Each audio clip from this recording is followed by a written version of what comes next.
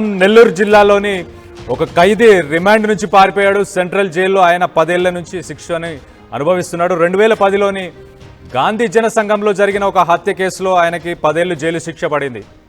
ఆయన జైలు శిక్ష అనుభవిస్తున్న టైంలోనే ప్లాన్ చేసుకొని అక్కడి నుంచి పారిపోయినట్టు తెలుస్తుంది. సురేష్ని పోలీసులు గాలిస్తున్నారు. ఇండ్ల సురేష్ స్వగ్రామం వచ్చేసి నెల్లూరు పక్కన సంగం నుంచి ఆయన స్వగ్రామం అని తెలుస్తుంది. సో ఆయన కోసం వెంకటచలం పోలీసులు ఆయనని గాలిస్తున్నట్టు మనకు వివరాలు వస్తాయి. సో దీనికి సంబంధించి మరింత ఇన్ఫర్మేషన్ కోసం ఓకే, సో మళ్ళీ ఒకసారి డీటెయిల్స్ చూద్దాం. మనం నెల్లూరుకి సంబంధించిన ఇండ్ల సురేష్ ఆయన నెల్లూరు సెంట్రల్ జైల్లో గాంధీ జన సంఘంలో ఒక హత్య చేశాడు. ఆ హత్యలో ఆయనకి హత్య చేసినప్పుడు కోర్టు ఆయనకు 10 ఏళ్ల శిక్షను విధించింది. ఆ 10 ఏళ్ల శిక్షని ఆయన అనుభవిస్తున్నప్పుడు ఆ జైలు నుంచి పారిపోయాడు. పారిపోయిన తర్వాత పోలీసులు ఆయన వెతుకుతున్నారు. ఆయన నెల్లూరుకి ఏదైతే పక్కనే ఉన్న సంఘం అని చెప్పేసి ఉందో సంఘం మండలానికి సంబంధించి ఆయన అక్కడి నుంచి సో దానికి సంబంధించి మరిన్ని వివరాలు మా ప్రతినిధి గయాస్తో మాట్లాడి తెలుసుకునే ప్రయత్నం చేద్దాం.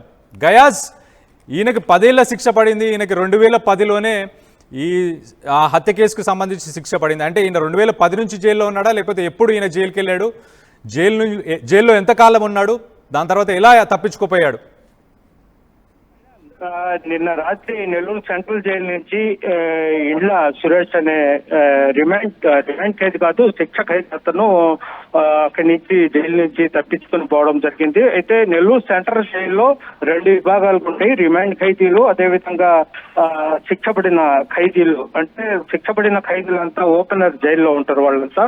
అయితే వాళ్ళని ఫ్రీగా జైల్లో వదిలేస్తారు. దీంతో ఏంటంటే నిన్న సాయంత్రం మొత్తం ఖైదీని మొత్తం లెక్క చేసుకునే సమయంలో ఒక ఖైదీ లెక్క తక్కువ వచ్చింది. ఎవరని విచారించగా సురేష్ అని తేలింది.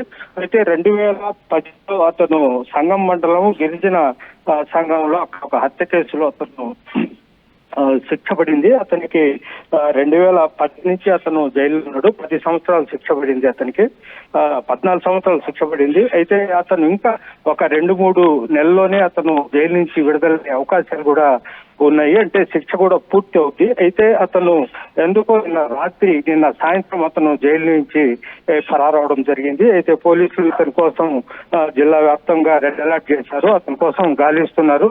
ఈ రోజు అతను ఆచూకీ ఇంతవరకు తెలియదు. అయితే పోలీసులు ప్రత్యేక బృందాలు ఏర్పడి సగం మండలంలోని గాంధీ జనసంఘం, అదేవిధంగా వాళ్ళ బంధువులు వీళ్లకు వచ్చే అవకాశాలు ఉండడంతో నెల్లూరు జిల్లా, అదేవిధంగా విజయవాడ, చెన్నైలో వాళ్ళ బంధువులు ఉన్నారు.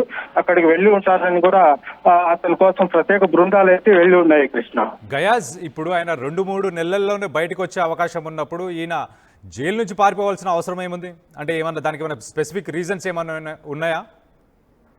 రీజన్స్ అనేది ఏం లేవు కృష్ణ. మామూలుగా జైలు అధికారులు అదే చెప్తున్నారు. ఇంకా అతను ఒక 2-3 నెలల్లో వెళ్ళిపోతాడు. అనవసరంగా అతను మళ్ళీ ఇరకాటంలో పడ్డాడు. మళ్ళీ అతని మీద కేసులు వచ్చి మళ్ళీ శిక్ష అనుభవించాల్సి ఉంటుంది. అయితే అతను ఎందుకు వెళ్ళాడు అనేది తెలీదు. 10 సంవత్సరాల నుంచి అతను జైల్లో ఉన్నాడు. సత్ప్రవర్తన కలిగి ఉన్నాడు. చాలా అందరితో బాగున్నాడు. అయితే ఎందుకు వెళ్ళిపోయాడు అనేది కూడా అర్థం కాలేని పరిస్థితి అని కూడా జైలు అధికారులు కూడా చెప్తున్నారు. కృష్ణ, గయాస్, అసలు జైలు నుంచి ఆయన బయటకు ఎట్లా పారిపోయాడు? దానికంటే ఆయన సినిమా స్టైల్లో ఏమైనా వెళ్ళాడా, గోడలు దూకి వెళ్ళాడా, లేకపోతే దానికి సంబంధించి ఏంటి, దానికి ఏమైనా డీటెయిల్స్ ఉన్నాయా? దానికి సంబంధించి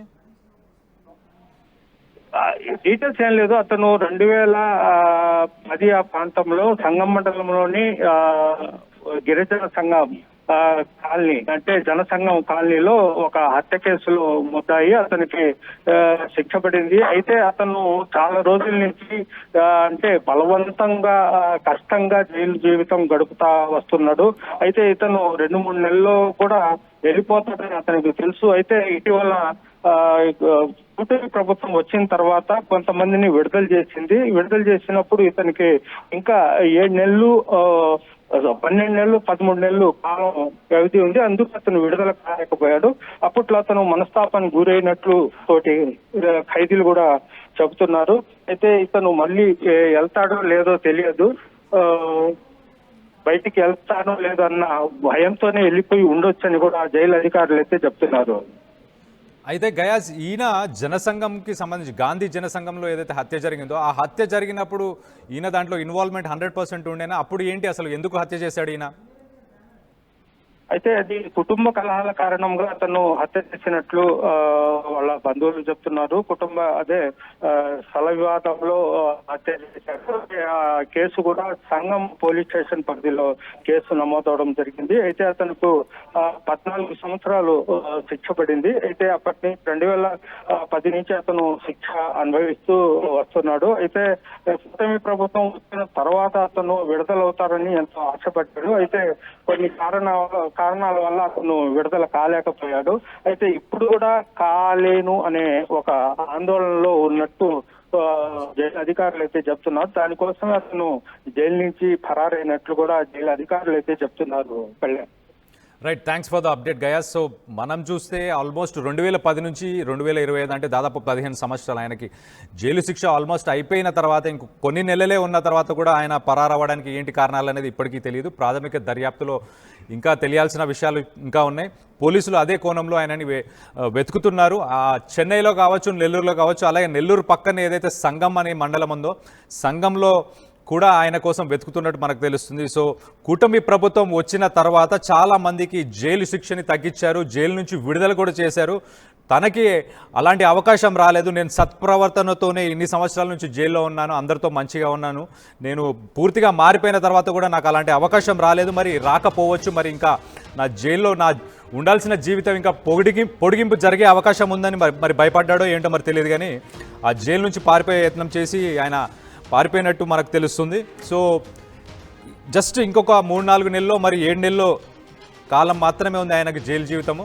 అది కూడా ఉన్నా కూడా ఆయన మరి ఆ పేషెన్స్ ఎందుకు లేదు, మరి ఇంకేదైనా అవసరం పడ్డదా, ఎమర్జెన్సీ ఉందా, ఏమనిపించిందో మరి ఆయనైతే ఈ లీగల్గా కాకుండా ఇల్లీగల్గా ఇలా బయటకు వెళ్ళిపోవడం అయితే జరిగింది. సో దీన్ని పోలీసులు దర్యాప్తు చేస్తున్నారు, ఆయనను వెతికే ప్రయత్నంలో కూడా ఉన్నారు. సో ప్రభుత్వాలు మారిన తర్వాత ఇలాంటి పరిణామాలు ఎందుకు చోటు చేసుకున్నాయి అనేది ఒకసారి మనం ఆలోచించాలి.